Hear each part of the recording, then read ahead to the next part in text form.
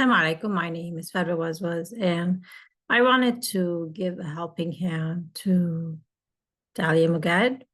This is based on her own posts, which she shared on Twitter, formerly Twitter, X, or Facebook.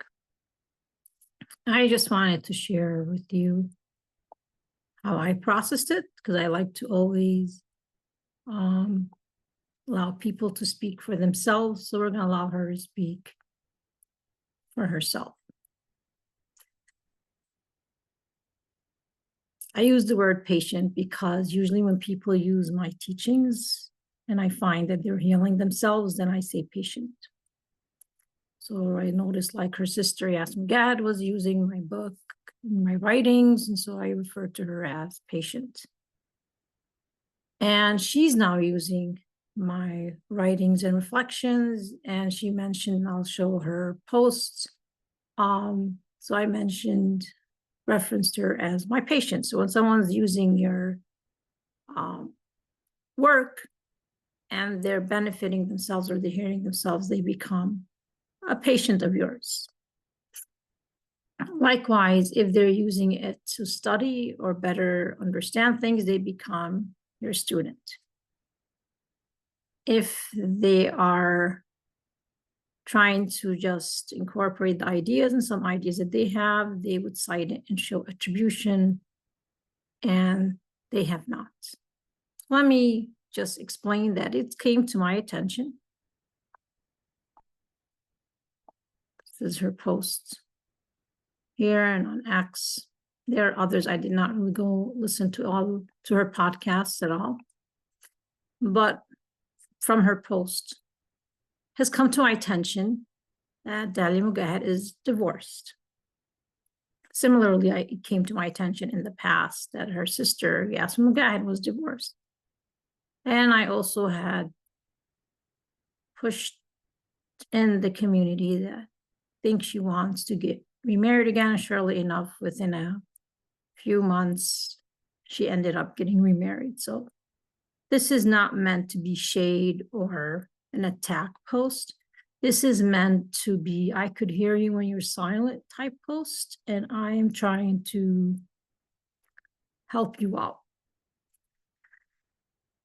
So I don't intend to ask her about her posts, like the nitty bitty details, because I don't like to interfere in people's private lives. What I know from the post, she's conversing with Mohamed Magid about the themes in my book. And she's dealing with family problems and struggling with jealousy from family. And I suspect it's her sister because her sister is going around town sharing my writings in her books all across the world. And she's going through a divorce and she's grieving. You would think she would be having this Quran conversations with her sister Yasmin. So if she's having it with Mohamed Magid, then it indicates that the family jealousy issue she's referencing and talking about is the one between her and her sister. I won't pry or make assumptions, as I said. This is my speculation on the situation. But I call myself to this verse. Or you who believe, avoid suspicion as much as possible, for suspicion in some cases is a sin, and spot not on each other, behind each other's backs, you could say. Would any of you like to eat the flesh of his dead brother? Nay, you would abhor it, but fear Allah, for Allah is oft returning, most merciful. I will respect her privacy. I won't go knocking into her, home, looking through her closets or drawers and trying to find whatever. That just seems to be like a low-dwelling nature type action. And that's just not something that you could sell me to do. But I need to caution her about individuals. This is like Mufti Menk. who has a reputation for making negative and slanderous comments on women's posts, inserting himself into conversation where he's not welcome. He loves to chit chat, or is it cheat chat? Not sure, but based on her sister, Dalia Mogahed, she says when someone keeps wanting to chat with you, sometimes she says, and she moved her head back and forth, it's really chit chat. So she needs to be kind of, take into consideration the teachings of her sister. I know there's jealousy that she's struggling with right now, but, sometimes a chit chat could be chit chat, so she's got to be cautious. In any case, I wish her happy healing and growing. I hope she finds a spouse soon. And I did put in a word, and I will share on Twitter, for some brothers to take into consideration reaching out and proposing to her. She may be shy, but we can nudge the brothers in that direction, She's Egyptian, so we'll start with Egyptian Muslim brothers, and then we'll see if she's open to people outside her ethnic group. It's important for us to remind her to follow the Sunnah. So let's not keep it a secret. Mufti Mink is monitoring her every move and will start assuming, of course, this is just how we somehow jumped into my life.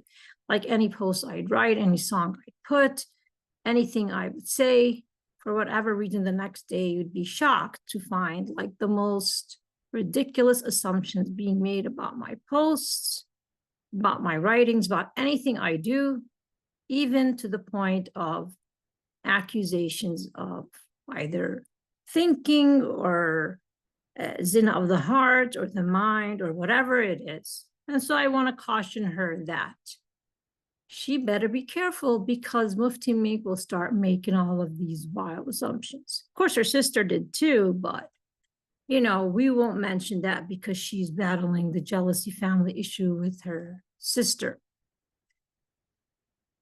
Don't badmouth your ex-husband. Just would like to point that out to her. Or your family. I know your sister does need like a few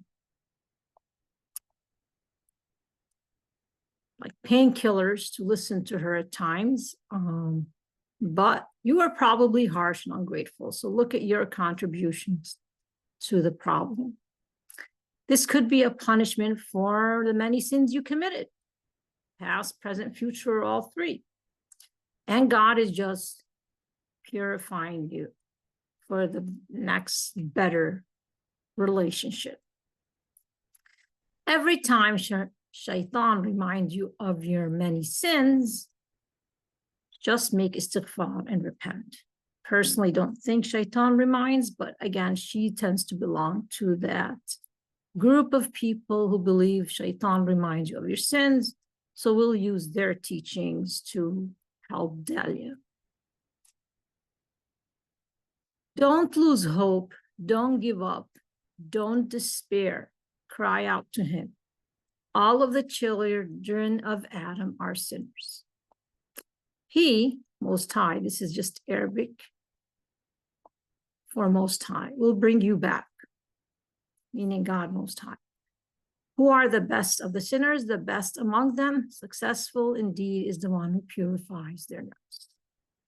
So don't let Shaitan tell you you are useless or worthless because you are divorced. Doesn't make you a bad person or less or damaged or broken or shattered or fallen. It just means you're divorced. Don't ask anyone to change before you change. Don't ask your children to change before you change. Don't ask your spouse to change before you change. Don't hate yourself for not being perfect. Be patient. You are healing. Poison leaves bit by bit. So this is the post that she shared with us. Again, I like to always allow people to speak for themselves. So let's read what she said. On June 14, at 9:14 a.m. Dalia Mogahed. This is her verified post. Scared and excited to share the first episode of my podcast, Quran Conversations, an idea that came out of a period of deep grief for me when I lost my father. So she lost her father. She ended her marriage and had a dear friend nearing her passing. Any losses? Started recording this podcast in August of last year as a way to bring healing into her life after many losses. At the time, she was memorizing and studying tafseer of Surat Yusuf, a chapter of the Quran revealed during the year of sorrow as a balm to the heart of God's messenger. Upon him, peace and blessings. When it's after the prophet's name, it's just saying in Arabic, which translates to upon him, peace and blessings. It was exactly what I needed. I asked one of my dear teachers of Quran, Shaykh Mohamed Magid, if we could meet regularly to discuss the surah. And he enthusiastically agreed. Then I thought maybe this conversation might be of interest to others, and so the podcast was born. So I'm very happy because that's what I mentioned earlier on in my writing about the chapter of Joseph and how it came about. And it looked like she accepted that journey and teachings, and she's using I, not you. So I appreciate that she's now in reflection mode, speaking about her lived experiences, which is very nice of that. Again, no shade or negative insinuations intended. And then here on Twitter, formerly Twitter X, she mentioned episode 2 is out today. We discuss sharing dreams and setting boundaries. And this episode you will learn. So this is very similar, again, the themes of my book, where I discuss dreams, but more importantly, setting boundaries. So she's recognizing the importance of that, and she's accepting it for her journey as well. So the importance of being a safe place, something I discussed. So now she's discussing it with Mohamed Magid. For others to entrust their dreams, how setting boundaries with family members who are harmful or jealous is important for self-protection. So she's kind of giving here, I read as a hint about Yasmin, how struggles are part of life, even for the prophets and their families, and the importance of not blaming parents for their children's actions. Each individual has their own path.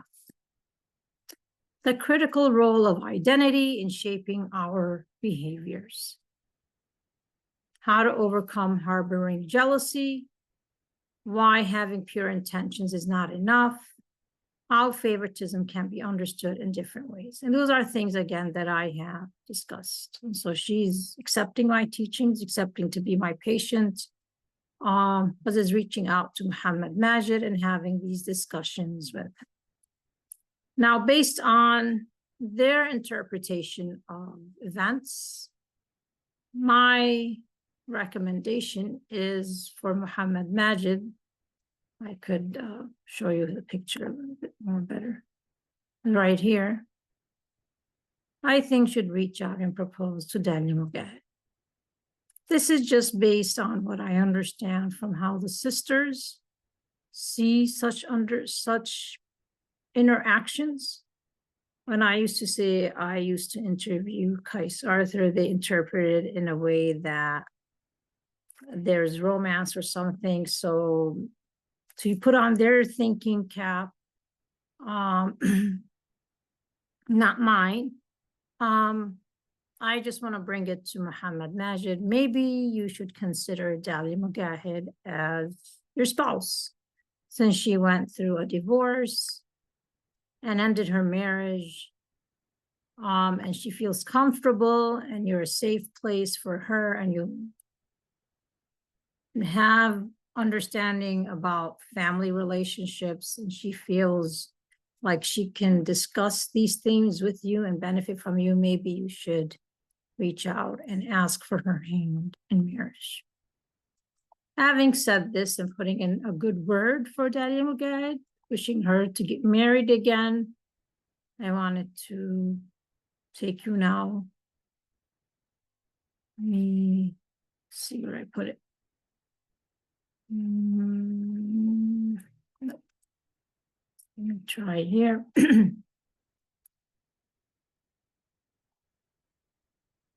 Where did I put it? Okay, here it is.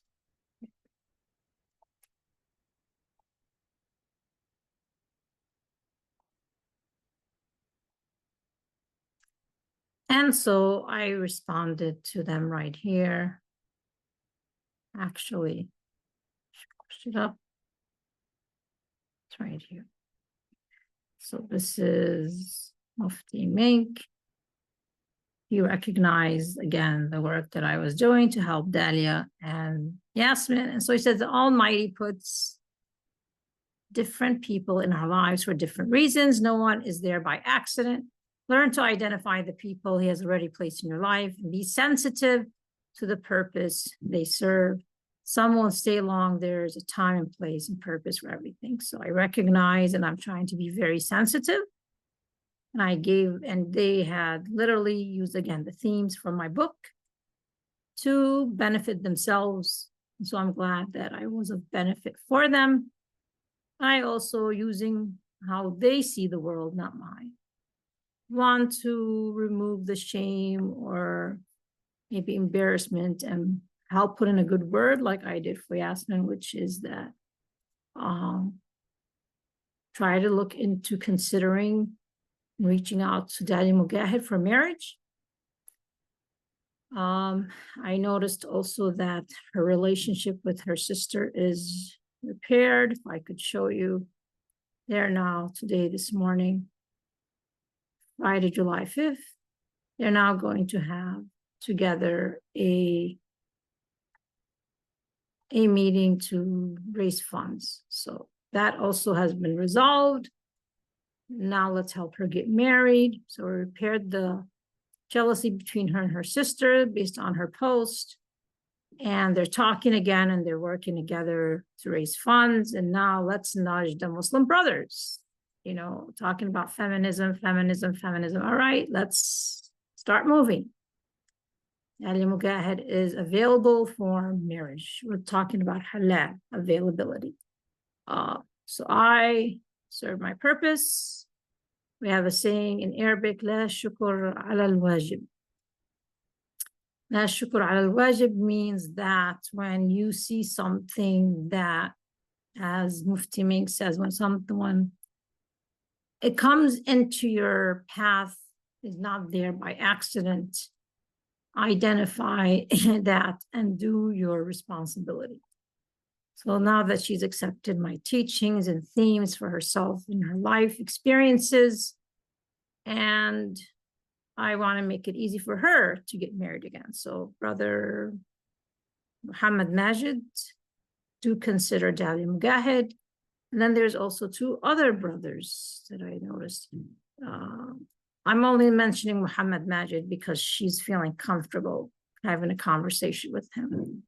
And I just use their thinking cap. They think if you have a conversation with somebody, that therefore you must have romantic interest with them. So using their thinking, I would like to ask Mohamed Magid, I think you're a romantic interest and you may want to consider Dalia for marriage, halal.